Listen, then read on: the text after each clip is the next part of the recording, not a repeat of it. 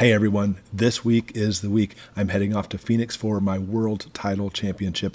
Super nervous, super excited. So I thought it'd be a perfect time this week to come out with a series, 3 videos on, preparedness of keeping you safe. It's so important, especially in these times we live in. So this first one is literally safety tips. 5 safety tips on keeping you safe. Let's jump into it. Number 1, be unpredictable. In the military, we looked for patterns. We looked for people who would walk very specific ways every single time. It makes them an easy target. Criminals do the same thing, by the way, when they're watching for you. So when you're heading off to work, doing your chores, taking your kids to school, no matter the situation, try to be very unpredictable. Try different paths. Try different times to go to and from work. Maybe different times or places to go get a cup of coffee.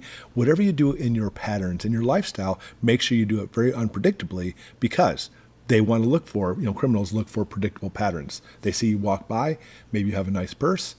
If you're a woman, have a purse. And they'll be like, oh, that's a nice purse. And then the next day, they're like, there they are again. And they'll notice that every day you go by the same time. So try different patterns and stuff to be able to make it so they can't keep up with you as far as where you go.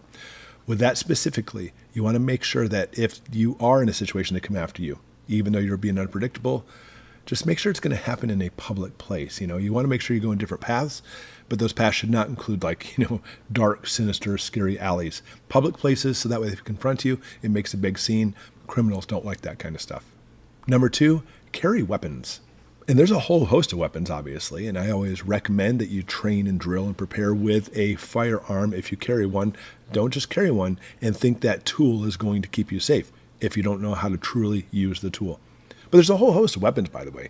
Maybe you live in a country or a place where you can't carry a firearm. There's pepper sprays, there's Kubatons, there's knives, my favorite, tactical pens. Anything that literally will inflict some kind of damage on them that you can have at the ready very quickly is the key.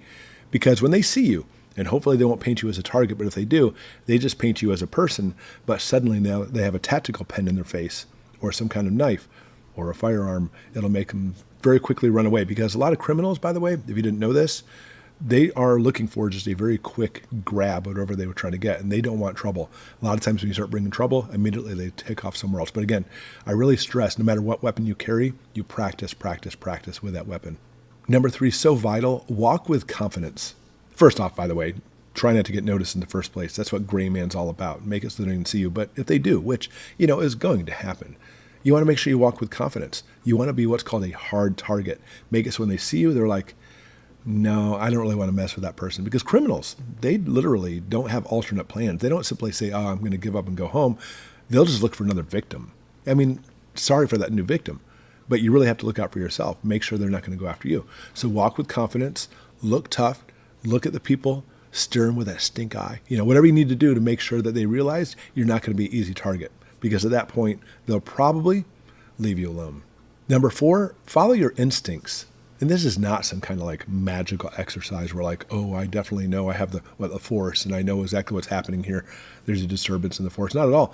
But simply just by gears of looking at people and picking up an intuition and stuff, you have those feelings for a reason, those instincts. They often will steer you down the right path. But when it comes to keeping safe, even if it's a time where, you're basically making too much out of it, you're still leaving to keep safe. Maybe you weren't going to get hurt in the first place, but what happens if you were? What happens if that criminal or something's heading toward you? Listen to your instincts and get out of that area, because there's nothing worse in these situations, by the way. We have what are called, looky-loos, those people who love to just kind of sit around and stand. This boggles my mind. It's just a human nature thing. Something's happening. Somebody's in a fight or they have a weapon out, and suddenly now there's this huge circle of people surrounding them saying, wow, look what's happening here. Or even more so, sometimes you'll look what's happening here, kids, and they have their kids there. This is no time to stand around. You know what? Go home and watch on the evening news or on YouTube, because you'll probably find it later. This is not the time and place to be, because these fights get out of hand. And even at the very least, they may accidentally move in your direction and you're in trouble. But when people get angry and their adrenaline and everything starts picking up, but just by you watching them, they'll get mad at you. You may become the next victim. So you know what? Just don't even go there. Follow your instincts. You know what, guys? Somebody else can watch that fight, whatever, and just keep on moving. And number 5, so important, situational awareness. And this is such an important one. This is not something literally you can just go to a prepping store and buy and say, oh, I've got it. It takes dedication and practice and continuously pushing for the understanding of situational awareness. Always being around, always looking at everything, making sure that everything that happens, you are absolutely aware of. It is so, so vital, especially in our modern times when people are on their phone or they have their kids or whatever, they're not watching their surroundings. And listen, I'm a master of this. I mean, it's not me trying to be arrogant by any means.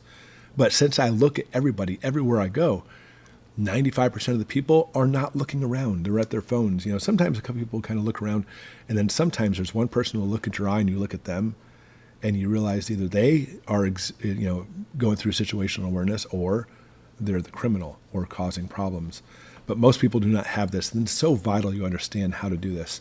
So with that, here's today's video. That's what we've gone through. We're going through. So on Wednesday, the next video coming out, situational awareness. That whole video is devoted to this practice. But just like I talked about with weapons, you can't simply take notes and say, oh, I've got it.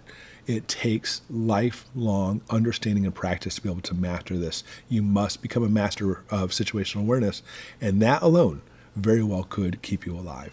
Thanks for watching, everybody. Hope you enjoy your day, and we'll see you on our next video.